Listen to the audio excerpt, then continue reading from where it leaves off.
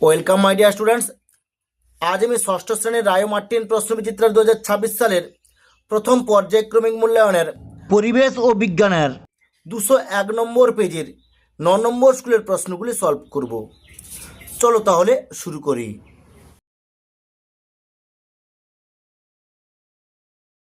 Class 6-এর রায় Martin প্রশ্নবিচিত্রার 2026 সালের পরিবেশ ও বিজ্ঞানের প্রথম পর্যায়ক্রমিক মূল্যায়নের 201 নম্বর পেজের 9 নম্বর স্কুলের একের দিয়ে গেছে।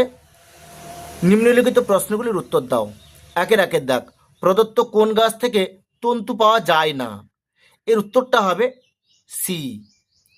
দুয়ের দাগ, সাগর কুসুম যে মাছের সঙ্গে মিথজীবী সম্পর্ক আবদ্ধ তা হলো? এর উত্তরটা হবে ডি। তিনের দাগ, পাঁঠার মেটে আসলে? এর উত্তরটা হবে বি। চারের দাগ, ইষ্ট হলো এক প্রকার? এর উত্তরটা হবে সি। পাঁচের দাগ, নিম্নোক্ত কোনটি উভমুখী পরিবর্তন? এর উত্তরটা হবে ডি। ছয় দাগ, প্রদত্ত কোনটি পর্যবৃত্ত ঘটনা নয়? এর উত্তরটা হবে ডি। সাতের দাগ, চাল থেকে মুড়ি হওয়া কোন ধরনের পরিবর্তন? এর উত্তরটা হবে বি। আটের দাগ, ফুটন্ত দুধে লেবুর রস মিশিয়ে ছানা কাটানো হলো। এই ঘটনাটি নিম্নোক্ত কোনটির উদাহরণ? এর উত্তরটা হবে এ। নয়ের দাগ, প্রদত্ত কোনটি অধাতু? এর উত্তরটা হবে অক্সিজেন, নাইট্রোজেন, গন্ধক। এখানে আছে ডি দাগ, অপশন সঠিক হবে সবকটি। 10 দাগ, প্রদত্ত কোনটি যৌগিক পদার্থ? এর উত্তরটা হবে এ। 11 দাগ, কার্বন টেট্রাক্লোরাইডের রাসায়নিক সংকেত হলো? এর উত্তরটা হবে সি। 12 দাগ, নুন ও জলের মিশ্রণ থেকে নুনকে পৃথক করতে কোন পদ্ধতির সাহায্য নেওয়া হয়? এর উত্তরটা হবে এ। 2 দাগ, নিচের প্রশ্নগুলির অতি সংক্ষিপ্ত উত্তর দাও। 1 দাগ, পরাগরেণু কোথায় উৎপন্ন হয়? এর উত্তরটা হবে ফুলে। 2 দাগ, আমাদের শরীরে ঢুকে পড়া জীবাণুদের ধ্বংস করতে সক্ষম এমন একটি ওষুধের নাম লিখো। এর উত্তরটা হবে স্ট্রেপ্টোমাইসিস। 3 দাগ, কার্বারিল কি হিসেবে ব্যবহৃত হয়? এর উত্তরটা হবে কার্বারিল একটি কীটনাশক। 4 দাগ, গাছের সবুজ অংশে গাছ তার নিজের খাবার তৈরি করতে পারে। এখানে কোন শক্তি দ্বারা কী ধরনের পরিবর্তন ঘটছে? এখানে সৌরশক্তি দ্বারা রাসায়নিক পরিবর্তন ঘটছে। 5 দাগ, CuSO4 এর সংকেতে উপস্থিত মৌলগুলির নাম লেখো। এর উত্তরটা হবে CuSO4 এর সংকেতে উপস্থিত মৌলগুলির নাম হলো কপার, সালফার এবং অক্সিজেন। 6 দাগ, তরল ও গ্যাস মিশিয়ে দ্রবণ তৈরি হয়েছে এমন একটি উদাহরণ দাও। এর উত্তরটা হবে সোডা ওয়াটার।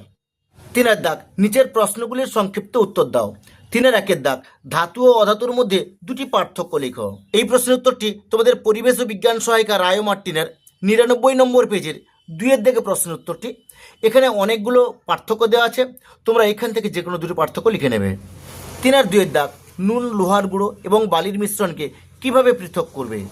এই প্রশ্নের উত্তরটি তোমাদের পরিবেশ ও বিজ্ঞান সহায়িকা রায় মার্টিনের 98 নম্বর পেজের 16 দাগে প্রশ্নের উত্তরটি তোমরা এখান থেকে এইটুকু লিখে নেবে। দেখো এখানে চিনি লেখা আছে, তোমরা চিনির পরিবর্তে এখানে নুন লিখে নেবে, আর সব একই রকম থাকবে। 3 দাগ, ম্যাগনেসিয়াম ধাতু তৈরি একটি ফিতা আগুনে জ্বালালে এক রকমের সাদা গুঁড়ো তৈরি হয়। এটি কি ধরনের পরিবর্তন? এর উত্তরটা হবে এটি একটি রাসায়নিক পরিবর্তন। এক্ষেত্রে যে সাদা গুঁড়ো পাওয়া যায় তার রাসায়নিক নাম ও সংকেত লিখো। এর উত্তরটা হবে তার রাসায়নিক নাম হলো ম্যাগনেসিয়াম অক্সাইড, আর এর সংকেতটা আমি এখানে লিখে দিচ্ছি, এটা হবে MgO।